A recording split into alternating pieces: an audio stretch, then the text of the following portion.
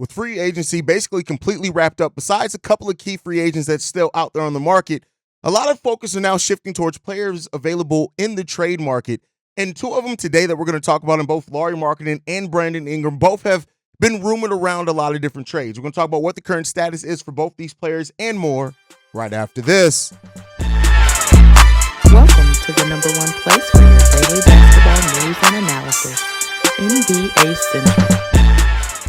What's going on, basketball fans? Welcome to another episode of NBA Central, your number one spot for everything basketball related. I'm the host there, Haize, but more importantly, you guys can follow the channel at NBA Central Pod on every social media platform we happen to be on.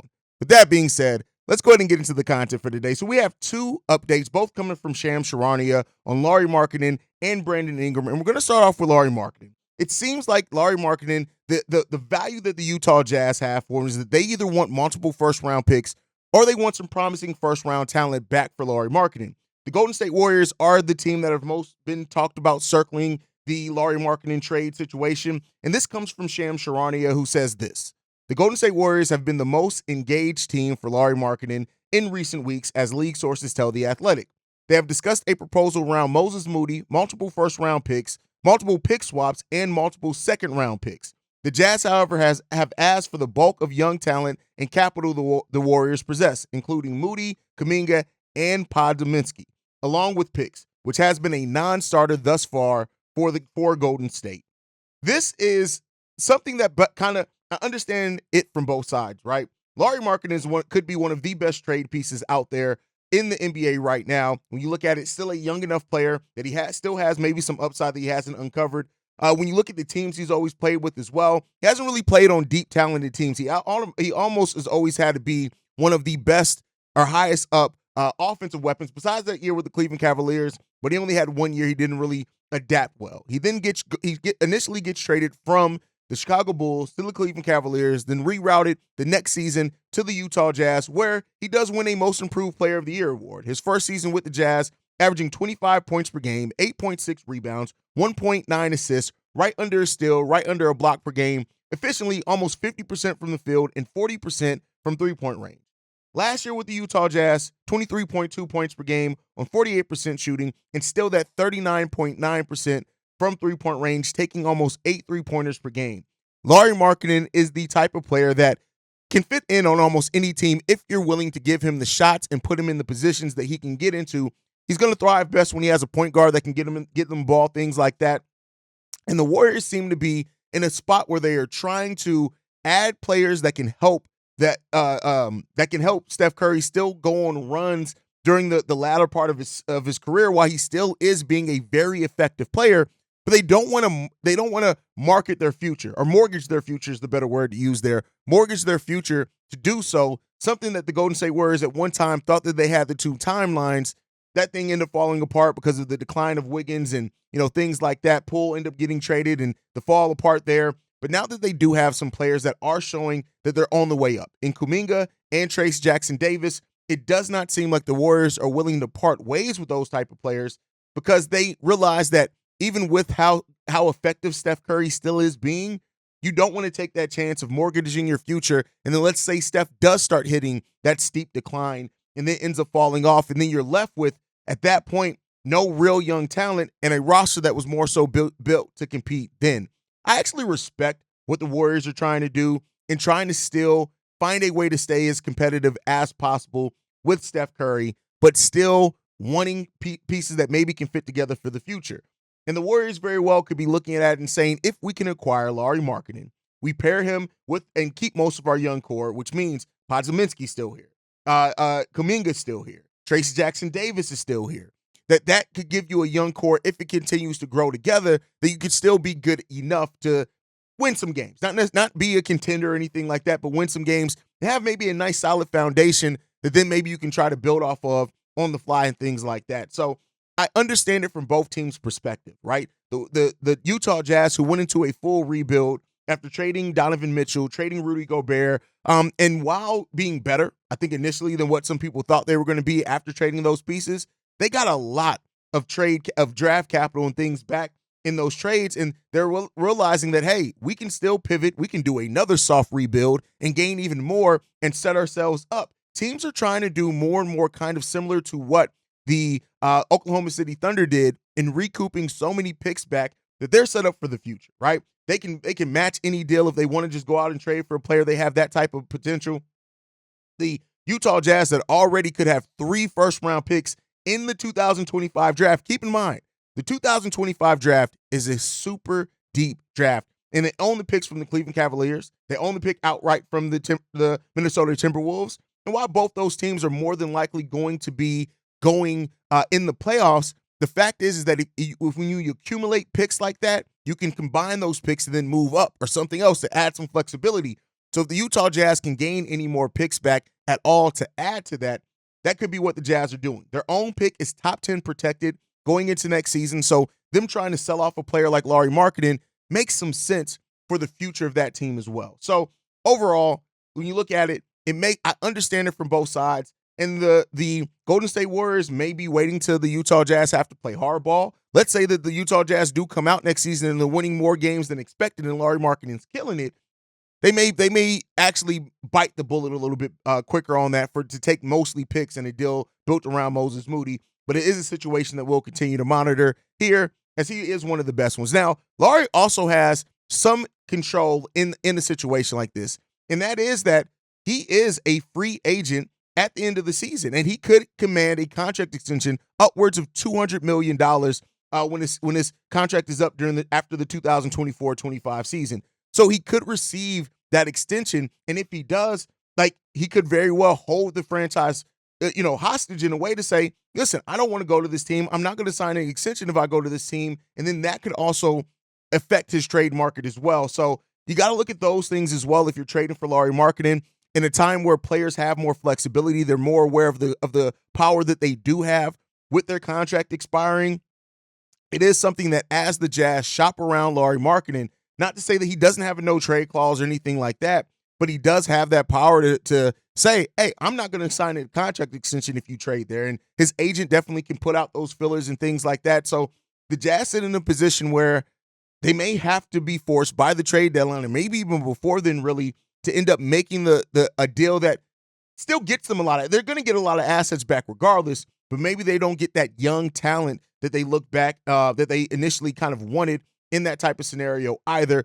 They still got John Collins there under roster as well. Colin Sexton's another young piece at 26 years old that they can look to move. And then there could be definitely some contending teams that look to maybe make a move for Jordan Clarkson as his $14 million deal as well looks more and more feasible as we see the bigger contracts come in the NBA as well. So this is going to be an interesting spot to see what the Utah Jazz do. They have some nice young talent. The draft pick in Cody Williams this past year. They still got Taylor Hendricks there. They got Keontae George, who I like a lot. And they're also reportedly shopping 23-year-old Walker Kessler. So to see what this team ends up doing, where they make maneuvers at and things like that is going to be fun to see. But let me know what you guys think down below. How do you view this situation with Lauri Markkanen? Do you think that he is a player that could help the Golden State Warriors have their goal of still competing while they have Steph Curry, while also providing some upside for the future? Or do you think that Lauri Markkanen is going to be one of those players that, not to say that he's an empty stat player, I don't think that's the fair statement there, but he puts up some big numbers on teams that haven't really won a whole hell of a lot. But let me know what you guys think on that down below. The next player that I want to talk about, though, is Brandon Ingram. And Shams also provided an update on the situation regarding Brandon Ingram, saying this, that the market for Brandon Ingram is currently limited. And that is honestly something that, to a degree, surprises me. Make no mistake about it, I don't think Brandon Ingram is this perfect player or anything like that, or a player that all of a sudden makes you a championship-level contender or anything like that. But Brandon Ingram is a player that has been playing out of position the last few years, has still found a way to be effective. There are some major injury concerns there, right? That you can't deny. But, he hasn't played over 70 games other than his rookie year where he played 79 games. The closest he came to that other than that was last season at 64 games. So take that for what you will. But he's still a player that is now going on 5 years in a row, averaging over 20 points per game. He's an effective three-point shooter, not a great three-point shooter, career 36% three-point shooter, taking 3.7 per game. He also is a solid enough rebounder, can get you some block shots, can get you some steals. And he's a player that I think that teams may be willing to wait out till he gets to unrestricted free agency, hoping that however the season goes, however the market goes, maybe he ends up, even though he's much younger, in a situation similar to like a DeMar DeRozan, where maybe he doesn't quite get the money that he wants and you can get him for considerably less than what his max was going to be. And that's something that teams are going to weigh. Brandon Ingram's contract is $36 million, and it does expire at the end of this year.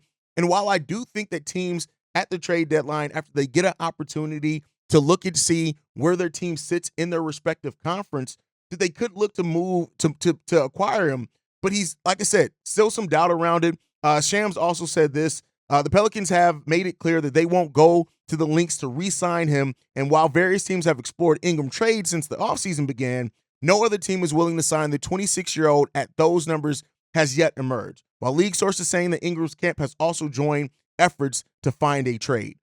So the 4-year, $210 million contract extension that Brandon Ingram could sign seems like it's just not going to be out there in the market. Now, something, with injury concerns, doubts around him, a player like Zach LaVine comes to mind as far as like hearing that there's no market for him.